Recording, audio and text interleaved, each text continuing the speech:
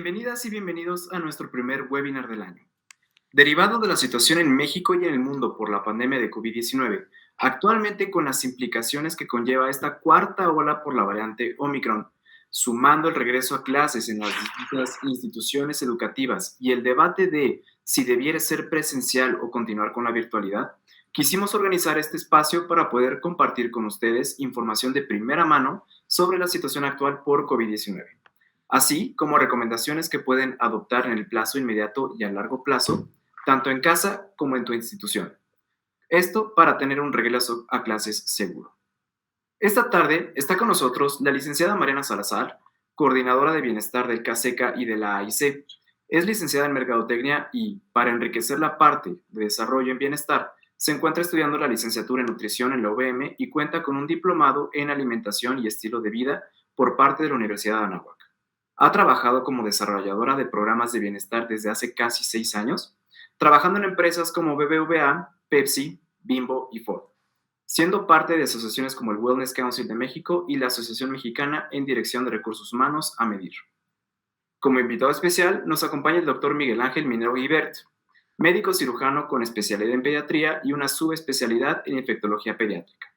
Actualmente es médico adscrito del Centro Médico Nacional 20 de noviembre del Servicio de Epidemiología e Infectología, de Infectología Pediátrica del Hospital Regional de Alta Especialidad de Ixtapaluca y de Pediátrica del Hospital Español de México.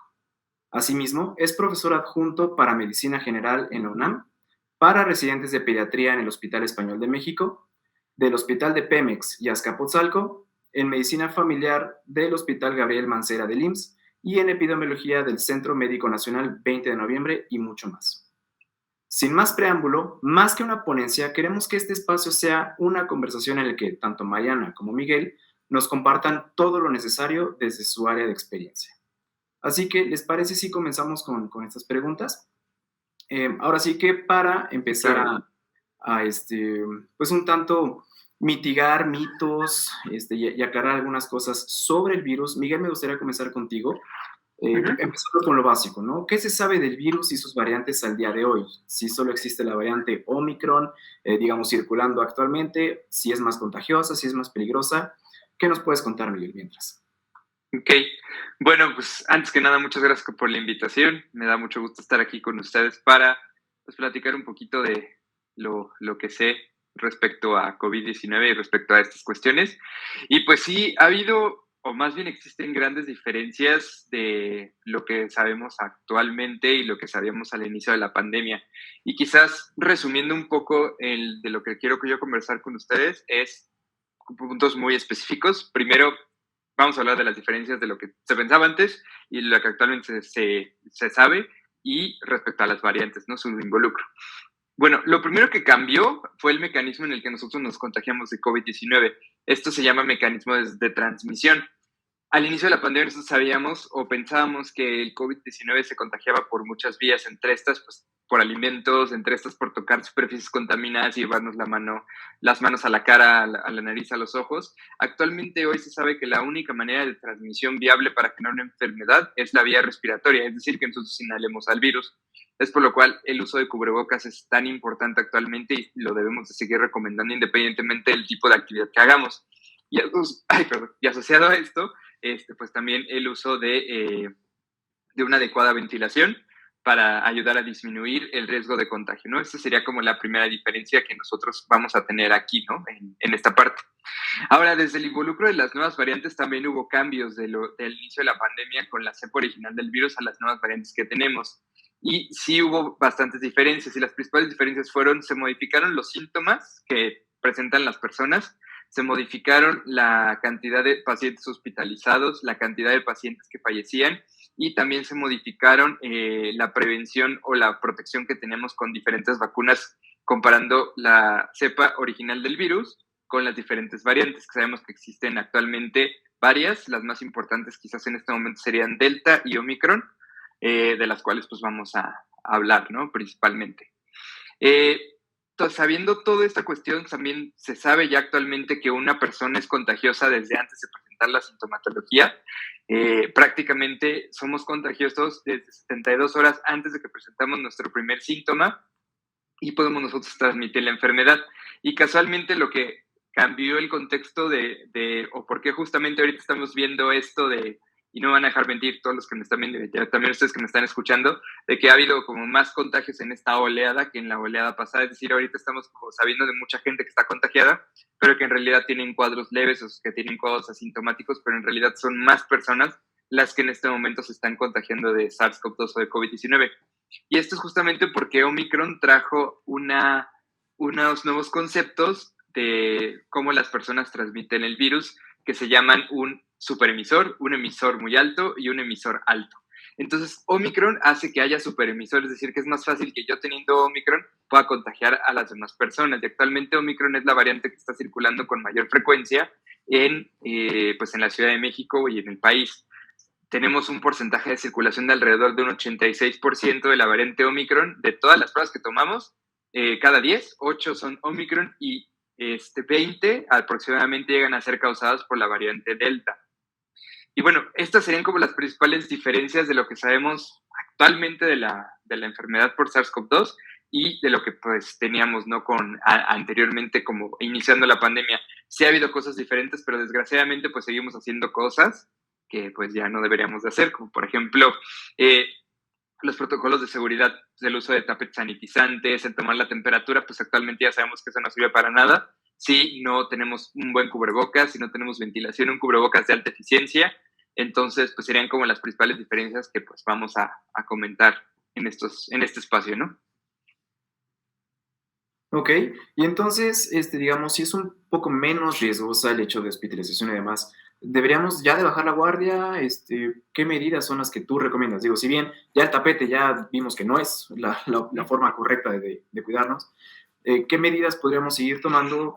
Y si ya podemos irnos despreocupando, no sé. Pues en realidad el disminuir las medidas nunca ha sido una buena solución, sino lo que yo les comento siempre a los pacientes y a las personas que llegan a hacerme alguna pregunta es, quizás es el mismo virus, o más bien es el mismo virus con diferentes cambios, pero en realidad la enfermedad COVID-19 sigue siendo exactamente la misma. Quizás ahorita lo estamos viendo con menor gravedad porque ya existe la vacunación, ya existen personas que tienen 2 vacunas o inclusive personas que ya tenemos 3 vacunas. Entonces, toda esta cuestión ha ido pues disminuyendo la gravedad de los casos a diferencia de la primera o la segunda oleada, donde se tenía esa saturación hospitalaria. Y respondiendo otra vez concretamente a tu pregunta, pues el hecho de bajar la guardia tampoco es tan bueno porque hay población o hay justamente gente en estos momentos que no está vacunada, y me refiero específicamente a la población menor de 15 años de edad en nuestro país, a los niños de 5 años en adelante hasta los 12 años o 15 años, dependiendo del país, o bueno, aquí actualmente en México, hasta los 15 años en adelante es cuando se está vacunando en estos momentos, y niños menores de 15 años pues no tienen vacuna. Entonces, justamente al día de hoy, los pacientes que vemos en los hospitales son o niños que están entre la edad de bebés a los 15 años que no tienen vacuna, o pacientes adultos que no tienen vacuna o no tienen un esquema completo de vacunación. Y los vemos con la misma gravedad y el mismo criterio de hospitalización que ocurrían en la primera oleada de la pandemia.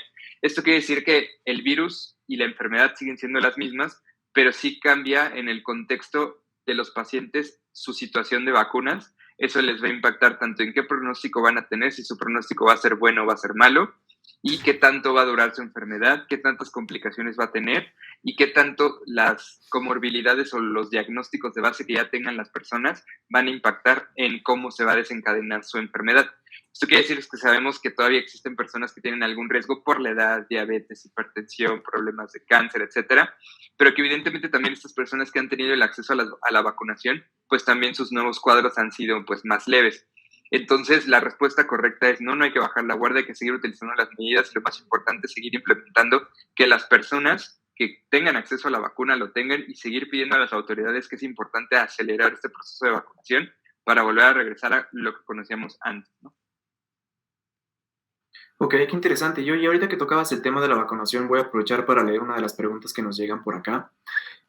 Mencionan, o, bueno, más bien, preguntan, digo, ya ves que ahorita está el tema del refuerzo, ¿no? Este tercer shot de la vacuna. Digo, por aquí preguntan, oye, yo tengo 2 de Pfizer, yo tengo 2 de Astra, etcétera. ¿cuál podría ser la mejor combinación para tener este tercer shot? Digo, porque por ahí se ha comentado que mientras que, digo, tanto los dos polos, ¿no? Tanto seguir con la misma vacuna como si combinas una de ARN mensajero con una de virus, te va mejor, ¿no? Entonces, ahora sí, ¿qué nos puedes decir al respecto? ¿Cuál es la mejor combinación? Si existe y si no, ¿qué podríamos hacer con el tercer shot? Pues en realidad yo te tendría dos respuestas y una respuesta sería basada en lo que está reportado en la literatura y lo que reportan ahora sí que los científicos en los artículos, y otra respuesta sería la que nosotros como médicos, como opinión de expertos tenemos. En sí no existe un esquema o una combinación perfecta, pero sabemos que la gran ventaja que tienen la gran mayoría de las vacunas que se están aplicando aquí en México es la efectividad que tienen muy alta, y una efectividad que supera al 70% y que llega hasta el 90% de efectividad y eficacia para prevenirme de enfermedad grave y para prevenirme de contagio y para prevenirme de morir por SARS-CoV-2 o por COVID-19. Por ejemplo, a diferencia de influenza, que sabemos que la vacuna de influenza tiene una efectividad para prevenirme de una muerte pues en un 60%. Entonces es una efectividad un poquito más baja. Esta tecnología de las vacunas ha hecho que pues justamente funcione y de una mejor manera la protección, y los boosters o estos refuerzos que se están colocando, pues el hecho de estarlos combinando también eso estimula mucho mejor o de una manera más eficiente o por diferentes maneras, justo como tú lo decías, hay diferentes tipos de vacunas, entonces las diferentes vacunas van a estimular al sistema inmunológico, a nuestro sistema de defensas por diferentes vías, y al tener diferentes estimulaciones pues vamos a generar mayores defensas, que en este caso las defensas que generamos son los anticuerpos. Ahora, existen dos maneras importantes en las que nosotros generamos defensas ante una enfermedad, que sería la vacunación y el haber tenido la enfermedad previamente. Los estudios muestran que las personas que tienen mayores defensas tienen algo que se llama inmunidad híbrida, es decir, que tienen vacuna y que aparte de todo tuvieron COVID en algún momento de su vida, ¿no? Estas personas tienen la mayor cantidad de defensas, pero casi son equiparables a las personas que tienen un esquema de vacunación completo. Las combinaciones que están actualmente aprobadas son nada más, digamos, tres escenarios en los que nosotros vamos a tener aprobados, donde tenemos, cuatro escenarios donde nosotros vamos a tener aprobados. Tenemos la vacuna de Pfizer, que podemos tener 2 dosis de Pfizer, y una de AstraZeneca, que sería una primera combinación. Podemos tener una dosis de Johnson & Johnson con una combinación de Moderna, una combinación de Pfizer o una combinación de AstraZeneca. Pero aquí la única diferencia es que esta se pone 2 meses después de que tuvimos nuestra dosis de Johnson & Johnson, y las otras se ponen hasta 6 o 9 meses después de que tuvimos nuestras 2 dosis de vacunas. Otra de las combinaciones que tenemos es 3 dosis de Pfizer o 3 dosis de Moderna o 3 dosis de AstraZeneca. Entonces son las combinaciones que tenemos ahorita actualmente. Aquí en México el booster que se decidió aplicar por la Secretaría de Salud es AstraZeneca, por varias razones. La primera razón por la que se decidió aplicar ese booster es porque se vio que en población de la tercera edad la vacunación con AstraZeneca tenía una efectividad mucho mayor, es decir, generaban mejor respuesta de anticuerpos y de defensas las personas adultos mayores, y como en México hay mucha gran población de adultos mayores, se prefirió utilizar esa, y pues la segunda instancia es que es más barata que la vacuna de Pfizer y que la vacuna de Moderna. Pero bueno, tiene ciertas ventajas porque al ser una vacuna de diferente arquitectura, es una vacuna que utiliza un vector o utiliza otra cuestión a diferencia de las ARN mensajeros, pues el combinarlas, por ejemplo, si tuviste Pfizer y luego un booster de AstraZeneca, pues puedes llegar a producir más titulación de anticuerpos, o si tuviste Moderna y AstraZeneca, pues también mayor cantidad de anticuerpos. Y pues bueno, son la respuesta a lo que me comentabas de las vacunas. No sé si se aclare la duda o quede peor. Pues yo creo que sí, ¿no? Esperemos que quienes nos están viendo puedan, creo que esto lo vamos a subir a redes sociales, así que pueden verlo, para tomar nota, ¿no? Regresarle a esta parte de las vacunas. Perfecto. Claro. Y ahora sí que, como para cerrar esta parte del virus como tal y de los cuidados, creo que va una pregunta compuesta. Si nos puedes dar como una respuesta muy concisa, pero digamos, te digo, son dos preguntas. Una, ahorita que es época de frío y de alergias y demás, ¿cómo podemos diferenciar si me enfermé de SARS-CoV-2 o si es justo una influenza, una gripe estacional, una alergia? Y bien, aún con cualquiera de estos síntomas, ¿cuál podrían ser los cuidados en casa, ¿no? Ya sea yo o algún familiar el que esté enfermo. Ok. Hay dos cosas muy importantes que hay que saber. Las alergias o las manifestaciones por el clima, nunca, nunca, nunca o pocas veces, o más bien es prácticamente imposible que den fiebre o que den un malestar general, o sea, que se sienta un ataque al estado general, a diferencia de una gripa, influenza o COVID-19, que sí vamos a tener estas manifestaciones. Característicamente los síntomas que teníamos al inicio era que se perdía el olfato, que se perdía el sabor de las cosas y eran síntomas muy característicos o nosotros en medicina decimos que son patognomónicos, es decir, que son típicos de la enfermedad por COVID-19. Estos síntomas fueron cambiando conforme fueron surgiendo las diferentes variantes y se fueron modificando. Actualmente cualquier síntoma asociado a fatiga, escurrimiento nasal, dolor de garganta, dolor abdominal, dolores musculares, diarrea, náusea, vómito y que todo esto se asocia a fiebre, a dolor de cabeza y a una sensación de cansancio, de fatiga extrema, nos debe de hacer sospechar de SARS-CoV-2, o sea, de una infección por COVID-19. Y algo muy típico que yo siempre les digo a todos y que pues, si me llegan a escuchar en algún otro momento es cualquier gripa es COVID hasta que se demuestra lo contrario. Entonces, la manera en la que nosotros lo vamos a saber es realizándonos una prueba, que tenemos dos, las que nos podemos realizar, que es una prueba de antígenos, que son las famosas pruebas rápidas, y una PCR, que son las pruebas que buscan el material genético del virus. Pero ojo, estas pruebas tienen algo muy importante, muy peculiar que hacer. Las pruebas de antígenos nos sirven, o las pruebas rápidas, cuando ya tenemos síntomas, cuando ya tenemos escurrimiento nasal, cuando ya nos duele la cabeza, cuando estamos asintomáticos, pueden tener fallas. Y las pruebas que nos van a confirmar el diagnóstico van a ser las pruebas de PCR. Y pues prácticamente sería como lo mismo. Quizás ahorita nos enfrentaríamos principalmente a tres escenarios en este contexto de los síntomas y de hacer el diagnóstico de la enfermedad. El primer escenario es donde yo tengo síntomas, tengo una prueba rápida positiva, se confirma mi diagnóstico. Tengo síntomas, tengo una prueba rápida negativa, una de antígenos, lo tengo que confirmar con una prueba de PCR a las 48 horas para confirmar el diagnóstico. Ese quizás sería como el escenario más general para todas las personas que nos estarían viendo, nos están escuchando en este momento. Entonces, porque muchas veces una prueba de antígenos negativa no descarta por completo la enfermedad, más aún si se tienen síntomas positivos. Entonces, repitiendo los síntomas: fatiga, cansancio extremo, fiebre, dolores musculares, dolores articulares, diarrea, náusea, vómito, y en algunas ocasiones podemos tener síntomas de la cepa original, que puede ser pérdida del olfato y pérdida del sabor de las cosas. Ok, ok, pues qué interesante. Y digo, ahorita que mencionabas el tema de, digo, si bien hay mayor riesgo para quien tenga algún otro padecimiento, lo que le llaman comorbilidades, digo, Mariana, creo que en esta ocasión quisiera ahora a ti preguntarte, em, digo, a lo mejor es una pregunta compuesta, entonces quizás podamos irla separando, ¿no? Em, Tú en este ámbito del bienestar, ¿no? En este tema como más, también un tanto preventivo, em, ¿qué tanto afecta a nuestros hábitos alimenticios, de sueño, no sé, incluso de actividad física? ¿Qué tanto podrían estar relacionados también con poder contraer esta enfermedad? Pues la verdad es que como vimos en la pandemia, pues lo son todos, porque las personas que presentaban obesidad, hipertensión, diabetes, pues al principio pues son y fueron y van a seguir siendo las más afectadas, ¿no?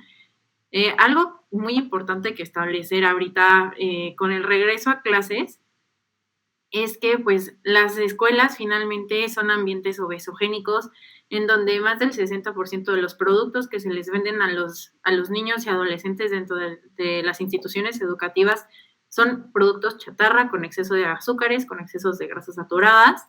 Y pues cuando la Profeco hizo su estudio en el 2019, se vio que un niño en 4.5 horas consumía 550 kilocalorías de puras bebidas azucaradas, ¿no? Y dulces. Entonces, o sea, finalmente eso no nos está nutriendo, o sea, somos el primer país en obesidad infantil. Entonces, si ahorita nosotros estamos teniendo este problema, pues en un futuro, pues va a ser peor. O sea, si ya tenemos pues aparte de institución de salud saturada, pues con todos estos antecedentes, pues va a ser peor. O sea, finalmente ahorita, que eso es lo que nos compete más a nosotros, ver las instituciones educativas, pues finalmente ellos tienen que empezar a generar políticas en donde los centros de educación sean también de formación saludable y de integración, y donde finalmente sea un ambiente seguro para el desarrollo integral de los estudiantes. Ok, y entonces, digo, más allá de, digo, si bien creo que es evidente que nosotros como individuos tenemos que hacer algo para mejorar estos hábitos de sueño, de alimentación y demás, ¿qué podrían empezar a implementar las instituciones? Bueno, primero, pues se supone que ya hay una ley, ¿no? Donde se supone que ya no se permite el consumo, bueno, la venta de productos chatarra dentro de las instituciones. Entonces, pues empezar a cambiar muchísimo, pues el tipo de venta de productos que hay, los menús adentro de las escuelas. Hay muchas escuelas que finalmente dan comidas completas a sus estudiantes, lo cual durante la pandemia, pues se perdieron muchísimos alimentos, ¿no? En ese aspecto para muchos estudiantes, que también esto representa como falta de seguridad alimentaria, que pues hayan nutriólogos que estén diseñando estos menús para los niños, que no sea como cualquier persona nada más por bajar costos, ¿no? O sea, luego ponen a contadores o financieros a ver qué comida sale más barata sin tomar en cuenta como literal qué nutrientes necesita el niño para su desarrollo, ¿no? Entonces también es tenerlo muy en cuenta, consumir productos locales y de temporada. Esto es lo mejor y más barato, y además, o sea, la tierra es sabia, o sea, la tierra por temporada nos da los nutrientes que nosotros necesitamos para combatir, por ejemplo, el invierno, el verano, la primavera, o sea, todo, ¿no? Entonces, tratar de empezar a comer más temporal, más local, ¿no? Va a ser lo mejor para todos, y hasta económicamente va a ser también saludable. Ok, y no sé, Miguel, si quieres compartir algo. Sí, creo que es un punto muy importante lo que está mencionando Mariana, porque también creo que otra de las estrategias que se pudieran utilizar dentro del ámbito educativo es que también generemos esa cultura de prevención, porque actualmente nosotros ya sabemos quiénes, o sea, hablando en el contexto de SARS-CoV-2, de la pandemia de COVID-19 que estamos en este webinar platicando, saber qué población yo como centro educativo va a ser la que mayor riesgo va a tener y que la que más yo voy a tener que cuidar. Si hablamos de personal educativo adulto, sabemos que las personas con diabetes, con obesidad, con alteraciones en el corazón, van a tener mayor riesgo de presentar un cuadro de COVID grave. Y, por ejemplo, si yo tengo pacientes más chiquitos, niños con asma, niños que tienen algún trastorno en el neurodesarrollo, llámese epilepsia, llámese parálisis cerebral infantil, para escuelas que tienen a estos niños que tienen alguna situación particular para la educación, que tienen trastornos de ansiedad y que de igual manera tienen obesidad y tienen sobrepeso, pues van a ser a las personas que mayormente voy a proteger y voy a estar más alerta en conjunto con lo que Mariana mencionó, que creo que me parece muy, muy, muy puntual. Ok, y creo que tocaste un tema importantísimo para mi siguiente pregunta. Igual, digo, primero quiero preguntarle a Mariana y por favor, si también, Miguel, tienes algo que complementar, bienvenido. Tema de bienestar emocional, ahorita mencionabas temas, o sea, chiquillos con temas de ansiedad, ¿no?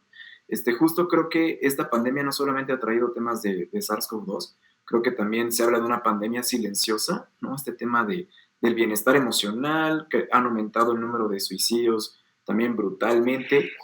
Mariana, ahora sí que, digo, en primera, ¿qué puedes platicarnos de esto? Y dos, ¿qué podríamos hacer nosotros como individuos y las instituciones educativas? ¿Qué podrían hacer para tratar este tema también del bienestar emocional? Bueno, sí, de por sí ya antes de la pandemia ya la OMS había establecido como el estrés como de las primeras enfermedades que presentan incapacidad a nivel emocional, a nivel mundial, ¿no? Y también en México. Entonces, pues ahora mételes pandemia, ¿no? Mete que muchos niños perdieron muchísimas conexiones emocionales, ya sea por dejar la escuela, sus amigos, que algunos viven violencia doméstica, pérdidas de familiares muy cercanos, ¿no? Y la verdad es que no se ha sabido cómo llevar esto, o sea, durante las clases en línea, ¿no? Entonces, ahorita que ya se va a regresar poco a poco a la presencialidad, que ojalá sea a partir como de marzo, que nos esperemos un poco para evitar como el mayor número de contagios, pues tratar de como, ok, sí, retomar clases lo más normal posible, pero pues también atender y comunicarnos, o sea, deber comunicarnos con los estudiantes, con los maestros. Por ejemplo, nosotros como organización, como CASECA, estamos desarrollando diagnósticos muy de la mano con el método SOLVE de la Organización Internacional de Trabajo, con la NOM 035 de riesgo psicosocial dentro de áreas laborales, ¿no? Para justamente medir cómo vienen los alumnos, cómo vienen los maestros, ¿no? Y poder tomar acciones muy concretas sobre qué hacer, cómo ayudarlos, ¿no? También ayudarnos mucho como de las partes psicológicas de nuestras instituciones. La verdad es que sí se vienen unos años muy difíciles, tanto de regularizar a los estudiantes, ¿no? Como de ver o sea, qué tanto afectó la pandemia, pues a nivel emocional a todos. Ok, oye, pues a ver si ahorita nos platicamos un poco más de estos servicios que el CASECA está desarrollando. Pero entonces vamos a pasar ahora sí a lo que compete este webinar, ¿no? Este debate de si regresamos o no a la presencialidad. Digo, ahora sí que sin afán de tener nosotros un juicio, sino más bien conocer sus opiniones para que quienes nos esté viendo puedan de una otra forma desarrollar su propio juicio y de una otra forma también desarrollar las estrategias necesarias para este regreso. Quiero preguntarles a ambos, desde sus respectivos pues, sus respectivas canchas. ¿Qué opinan del regreso a la presencialidad? Digo, si bien Mariana ahorita comentaste que preferible sea por ahí de marzo, pero digo, también nos llega una pregunta por acá y creo que también la hemos escuchado constantemente, el tema del rezago, ¿no? Este rezago académico, que el hecho de que hay estudiantes que no tienen acceso a tecnologías de la información para tomar sus clases virtuales, o el hecho, también lo mencionaste, Mariana, el no tener estas conexiones con otras personas, de una otra forma nos afecta, ¿no? Si bien somos sociables por naturaleza, ¿qué opinan ahorita, al menos inicialmente, qué opinan del regreso a clases presencial en estas fechas? Pues si quieres tú primero, Miguel, y ya después yo. Ok, bueno, un punto bien importante que creo que hay que entender es que quizás algo de lo que no estamos haciendo de una manera correcta es la semaforización de casos, aquí, por lo menos aquí en la Ciudad de México. En otros países la semaforización, ya sea semáforo rojo, verde, naranja, etcétera, lo que ya sabemos, no simplemente se basa en la cantidad o en la demanda de hospitales, sino también se basa en la cantidad de contagios y eso traduce la cantidad de virus que está circulando en la calle. Y gran parte de esto pues ayuda a decidir a las instituciones educativas que así funcionó en diferentes proyectos en diferentes países, como por ejemplo Singapur, Corea del Norte, Irlanda, donde ellos basaban o decidían en qué momento regresar a clases presenciales, en qué momento regresar a un ámbito híbrido o en qué momento estar en un ámbito 100% virtual. Y esto también se basaba en la cantidad de casos que estaban circulando en la población en ese momento. Cuando ellos tenían una tasa de circulación muy alta como la que quizás estamos teniendo en este momento en nuestro país, no es el mejor momento para regresar a un ámbito presencial porque es exponer, es movilizar a las personas y es hacer mayor riesgo de contagios. Se hace en el momento era Omicron, donde había menos contagios, donde estaba un poco más controlado el tema de los contagios y de toda esta cuestión de la circulación del virus, pues se podía tener diferentes espacios y diferentes aperturas como para poder tener un desarrollo presencial de las clases. Entonces yo diría que aparte del semáforo que tenemos nosotros establecido por la demanda hospitalaria, pues también debe ser el semáforo que nosotros debemos de utilizar para hacer o no hacer una actividad educativa, ya sea presencial o virtual. Sí, o sea, además de lo que está diciendo el doctor Miguel, pues algo súper importante es que pues los niños ahorita no están recibiendo las vacunas, ¿no?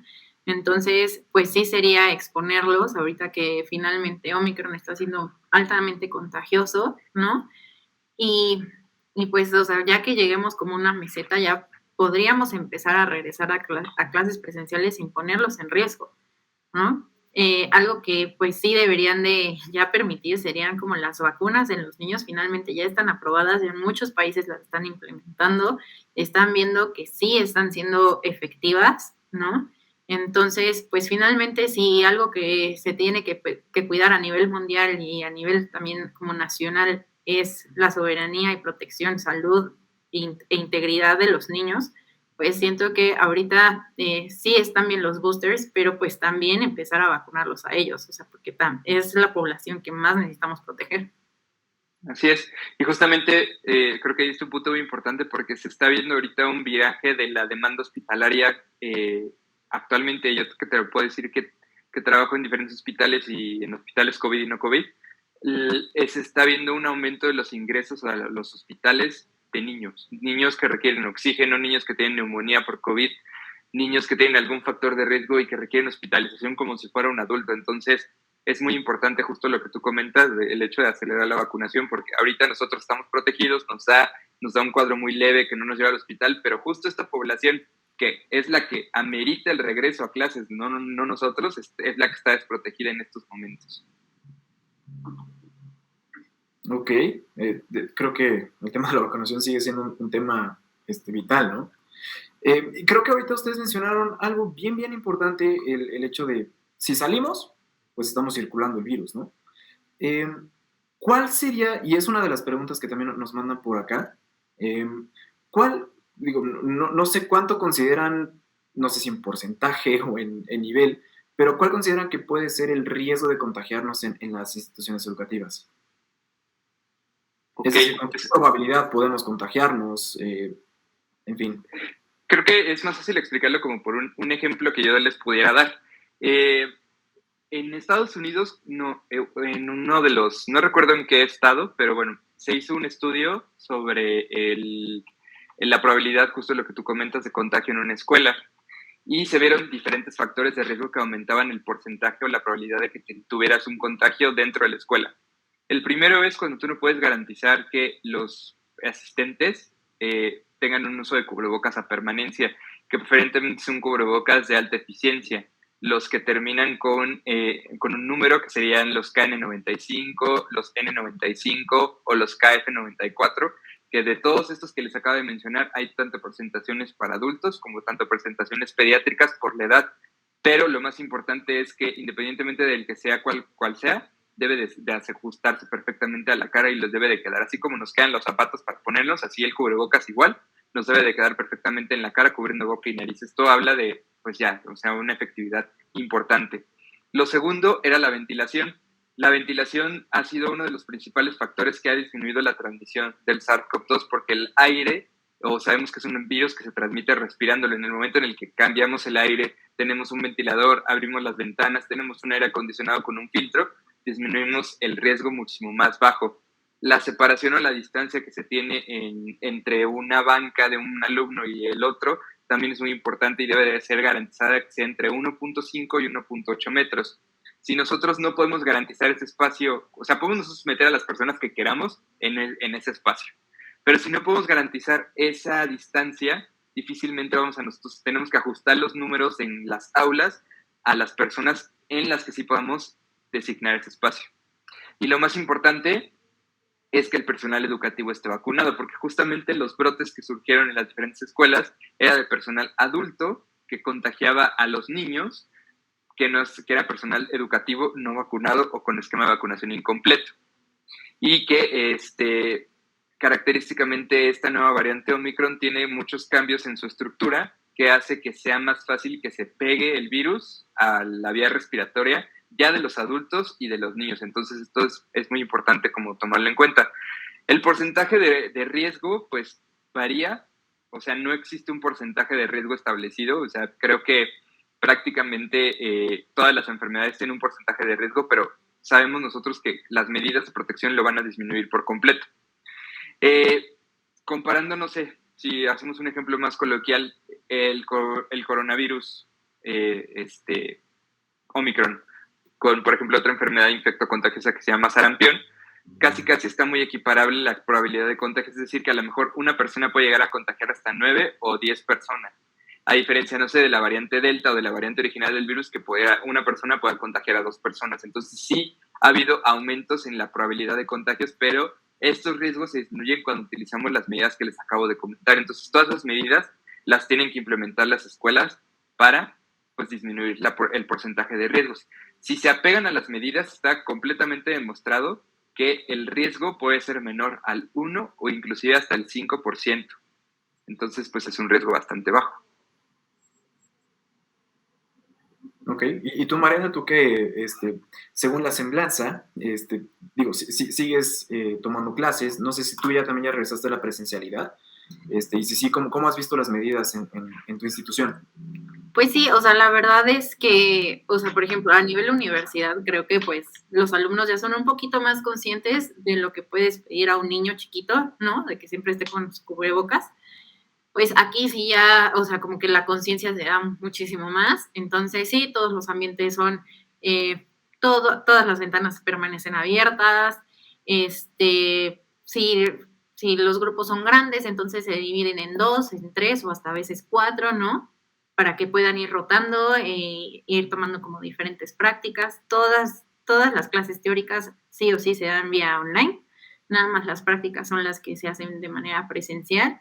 Afortunadamente la universidad, por ejemplo, en mi caso, ha tomado muy buenas medidas de seguridad.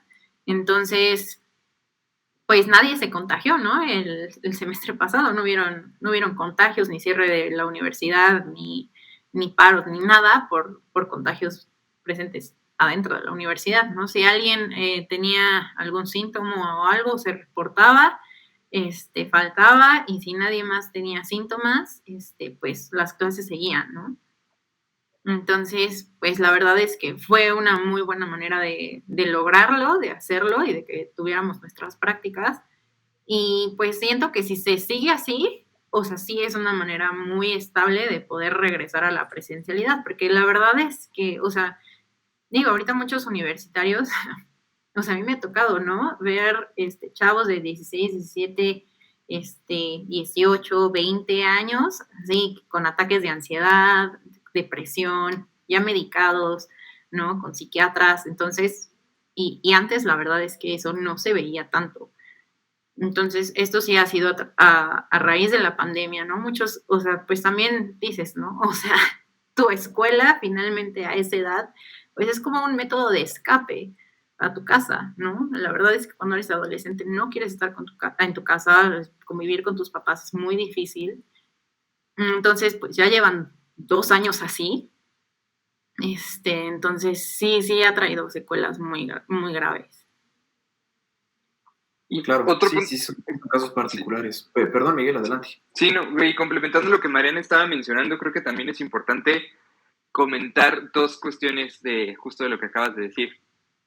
Sí es más complicado a lo mejor tratar de explicarle a un niño lo importante que es el uso de cubrebocas, etcétera, pero hay que tomar en cuenta que la gran mayoría de los pacientes que yo llego a tener o llego yo a asesorar, el niño aprende por imitación. Si el niño ve que los papás, los maestros, tienen el cubrebocas, siguen las medidas, el niño lo va a hacer. Y nosotros hemos visto, y seguramente no me van a dejar mentir, los que estén viendo este webinar y tienen TikTok, hay un TikTok famosísimo que dice así como, dime que tu hijo no nació en la pandemia de COVID y es una niña que está entrando a una plaza con su cubrebocas y le extiende la mano al policía para que le deje el antibacterial. Entonces, justo esas cuestiones son súper importantes tomarlas en cuenta porque los niños se adaptan y aprenden por imitación de los adultos. Entonces es fácil si se tiene la estrategia educativa adecuada para que esto funcione y justamente como Mariana decía, puedes reflejar esto en 0 contagios. Ahora también un punto bien importante que Mariana también mencionó es el ser consciente uno mismo de cuando está enfermo, no acudir a la escuela. Y lo que están haciendo ahorita diferentes países y que también se puede hacer una estrategia que todas las personas que dirigen una institución educativa nos pueden apoyar o realizándola, es hacer algo que nosotros decimos un triage o un escrutinio desde casa. Es decir, ¿qué hacían? Les mandaban a los papás o a los alumnos un cuestionario una noche antes sobre pequeños síntomas compatibles con enfermedades respiratorias, no nada más estrictamente con COVID, pero bueno, en este caso es más por COVID. Casi prácticamente el mismo que utilizas cuando vas a viajar al aeropuerto, tu cuestionario de salud, donde viene si te ha dolido la cabeza, si has tenido fiebre, si has viajado en los últimos 14 días, si has comido carne positivo, etcétera. Entonces, todas esas respuestas generarlas una noche antes de acudir a la escuela y que le lleguen a una persona capacitada como para poderla recibir y en ese momento identificar un riesgo para que decirle, ok, sí puedes llevar a tu hijo, ok, mejor no lo lleves, ok, definitivamente no lo lleves y llévalo al doctor, en vez de, no sé, de poner un tapete sanitizante y de tomarle la temperatura en la puerta, ¿no? O sea, esas cuestiones son muchísimo más efectivas actualmente Y qué bueno que Mariana lo menciona, porque el ausentismo también es una manera de prevenir contagios y de prevenir esparcimientos de enfermedades, ¿no? En el momento en el que se identifica un caso, esa persona se aísla y se previene que las demás personas se contagien, y entonces uno puede tener pues una mayor certeza, y pues no me van a dejar mentir, todos fuimos niños, entonces cuando se enfermaba uno de gripa, era como de repente otro, y así éramos muchos, y nos mandaban a la escuela, y nuestros alumnos nos decían, no importa que estés enfermo, tienes que seguir yendo a la escuela, ahora la cultura tiene que cambiar, tiene que ser diferente, ahora si estás enfermo, te tienes que quedar en casa para protegerte a ti y para proteger a los demás. Me gusta mucho esa frase, si te cuidas tú nos cuidamos todos, eso Sí, es valiosísimo hoy en día, ¿no? Y así es. ahora sí que la última pregunta, si bien este debate de si regresar o no a la presencialidad, si mantener la virtualidad o el modelo híbrido, eh, ¿ustedes qué podrían comentar sobre las implicaciones, ya sea económicas, personales, sociales? Digo, si bien lo hemos ya platicado a lo largo de este webinar, puntualmente, incluso económicamente, ¿cómo ven este debate del regresar o no? Pues económicamente lo estamos viendo, ¿no? O sea, si dejamos que más gente se contagie, pues económicamente van a haber menos trabajadores al mismo tiempo, ¿no? Entonces, pues las economías se van a caer. Entonces, eso ya es, o sea, imagínate darle incapacidad por 2 semanas a 1 millón de personas, ¿no? Pues, o si no se tienen maestros, pues, ¿qué vas a hacer? ¿No? Entonces también por eso es como súper importante pues aguantar tantito a que la ola pues empiece a bajar y ver cómo va reaccionando esto, porque pues finalmente, o sea, también apresurarnos a algo, porque ya estamos hartos, pues puede tener implicaciones peores. Claro. Y bueno, otra de las cuestiones también importantes a mencionar, pues es las alteraciones en el neurodesarrollo que diferentes niños a diferentes edades, e inclusive también adolescentes y adultos pudieran llegar a tener, o sea, adolescentes jóvenes o adultos jóvenes que estén estudiando una carrera para desarrollar alguna competencia. Y le voy a poner un ejemplo muy claro. O sea, actualmente los estudiantes de medicina que están teniendo clases virtuales no están teniendo contacto con los pacientes. ¿Por qué? Porque no están yendo a hospitales, porque no están teniendo esa práctica. Entonces es difícil, por ejemplo, retomar esta cuestión de enseñarle, no sé, a algún estudiante de medicina cómo revisar la nariz, cómo revisar los oídos, cómo revisar la garganta, cómo revisar el abdomen, cuando en realidad nunca lo han hecho, cuando en realidad solamente han visto a lo mejor un video, una clase, pero en realidad nunca han tocado a un paciente. Entonces, yo creo que todo esto se traspola a las diferentes carreras que tienen que tener algo práctico.